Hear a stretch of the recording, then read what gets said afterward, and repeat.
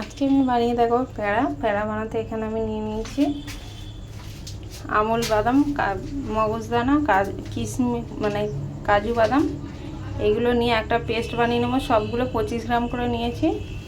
আর 2 চামচ milk powder দিয়ে liquid দুধের সাথে একটা ক্রিমের টেক্সচার মতো তৈরি করে নেবো। খুবই ঘন করে একটু জাল করে নিতে হবে। আর এখানে এই পেস্টটা দিয়ে এর মধ্যে হাফ বাটি মতো চিনির পাউডার দিতে হবে আর 1 বাটি মিল্ক পাউডার দিয়ে ভালো করে মিশিয়ে নিতে হবে অল্প ঘি দিয়ে ভালো করে মেশানো হয়ে গেছে। এবার লিকুইড দুধটা দিয়ে অল্প করে বানিয়ে নেব। ভালো করে ডোটা তৈরি করতে অল্প দুধ দিতে হবে, কেন যেহেতু লিকুইড দুধ আছে, বেশি দিলে এটা মানে একদম পাতলা হয়ে যাবে আর প্যাড়ার শেপ দেওয়া যাবে না। এটা ভালো করে মেখে নিয়েছি আমি। এবার হাতের মধ্যে অল্প ঘি নিয়ে নেব, নিয়ে প্যাড়ার আকারে শেপ দিয়ে নেব।